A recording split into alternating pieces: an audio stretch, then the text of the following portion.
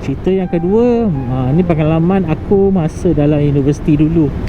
So aku ni memang bawa motor lah dekat universiti.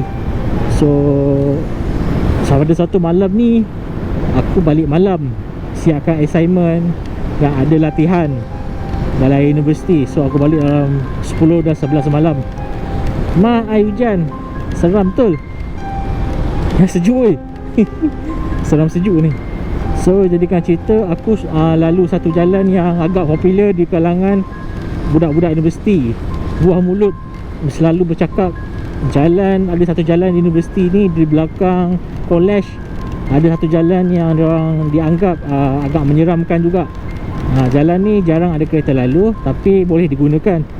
Dan sekelilingnya cuma belakang universiti dan semak samun saja. Diceritakan pernah ternampak ada lembaga hitam melintas jalan di situ yang sangat berbulu dan panjang. So aku macam okey, dah malam ni, tapi sebab nak sampai college aku, dan jalan ni juga yang paling shortcut dan paling pendek untuk aku sampai ke universiti. Aku tahu cerita tu agak seram, tapi aku tak peduli. Aku nak balik cepat, penat nak balik. Kalau ikut aku jalan biasa agak jauh, aku ikut. Mampus lah ikut jalan ni, aku dah penat ni. So aku memutuskan lalu juga, dan lebih kurang 5 minit 10 minit kemudian aku betul-betul berada di jalan yang orang katakan tu memang agak gelap dan cuaca hujan macam ni lah. Hujan, basah badan aku, tapi aku nekat nak balik, nak basuh badan, nak tidur. Aku dah penat sangat. Esok ada kelas pukul 8. Sudah, cepatlah balik rumah. So on the way aku masuk jalan tu, tiba-tiba motor aku tersegut-segut dengan S5 Dream yang aku gunakan tu. Aku pun dah lama tak servis motor ni, tiba-tiba motor tersegut-segut. Aku cakap, sudah. Aduh, ni mesti aku tak servis ni, tersengut-sengut. Aduh, maybe sebab masalah carburetor kot. Sebab cuaca hujan ni, maybe sebab carburetor tu tak berfungsi dengan baik. Dia kan cerita, motor aku sengut-sengut dan aku berhenti tepi jalan. Belakang aku betul-betul semak, dan depan aku adalah belakang college. Apa ada kat belakang college?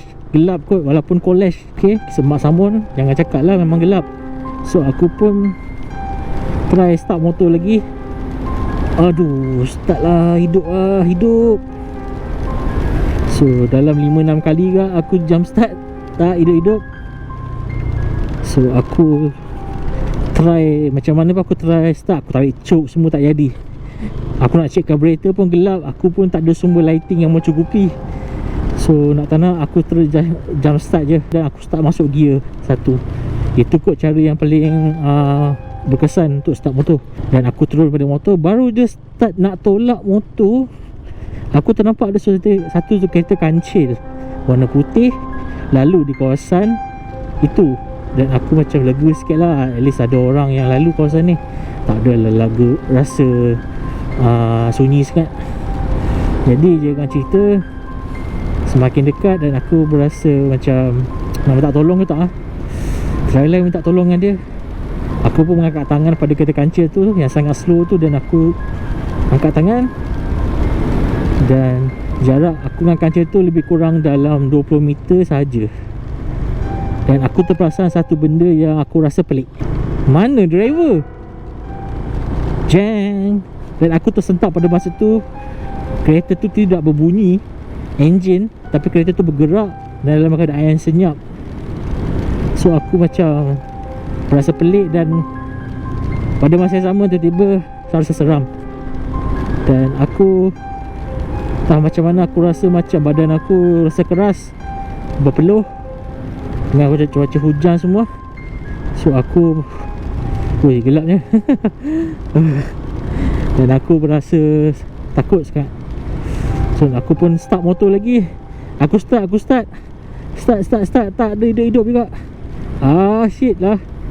Aku start motor, sampailah kereta kancil tu betul-betul kat tepi aku, dalam keadaan yang sangat slow, lebih kurang dalam 10 km sejam.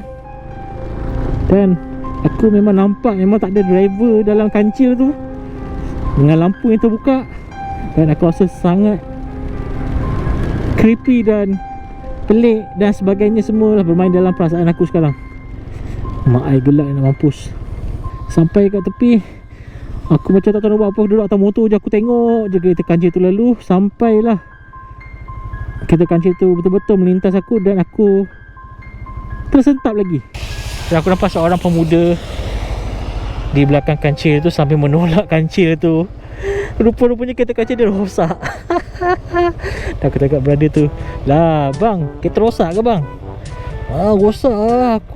Saya daripada depan pagar universiti tu nak pergi balik college, tiba rosak pula. Aduh, tu tolak tu.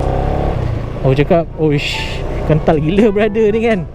Kau dah takutkan aku, lepas tu sian lah brother tu. Brother tu dah peluh-peluh tau, buka baju, pakai seluar panjang je, tolak kancil tu. Daripada hujung sampai kat sini, itu lah aku tolak daripada hujung sana tau, sampai sini aku tolak seorang-seorang. Aku pun tahu jalan ni seram, tapi aku tak boleh lah. Kereta kancil ni, kita bapak aku takkan nak tinggal kat situ. Yelah bang. Lepas tu aku tolong tolak brother tu. Tolong tolak. Sampailah kat college. Rupanya kami di college yang sama. So macam tu lah cerita dia di pengalaman universiti. Cerita ni agak menyeramkan dan the same time last jadi lawak dah pula kan. Tapi pernah berlaku benda macam ni. So yes, aku minta maaf sebab spoil kau punya mood. Tiba-tiba jadi kelakar pula. So come on lah, cerita takkan cerita seram je, ada kelakar-kelakar sikit kan. Jadi guys, aku rasa video kita sampai sini saja. Aku pun nak balik rumah ni, gelap ni, hujan. So kita end video kita sampai sini je. InsyaAllah kalau ada idea lagi, aku akan buat cerita lagi. Kalau boleh idea-idea ni berkaitan dengan motosikal atas jalan kan, barulah related dengan kita punya sekeliling. So itu yang payah bagi aku sebenarnya nak buat cerita seram. So kalau nak buat cerita seram tidak kaitan dengan motor, maybe boleh, tapi susah dari segi visual lah. Tapi aku try jugalah macam mana pun. Jadi guys, video kita sampai sini saja. Terima kasih kerana menonton cerita seram aku. Dan insyaAllah kita jumpa cerita seram yang seterusnya. Dan aku ucapkan selamat malam. Dan anggaplah cerita aku ni sebagai satu hiburan saja, okay? Jangan lupa like, share, subscribe dan komen. Kita jumpa the next video dan Assalamualaikum.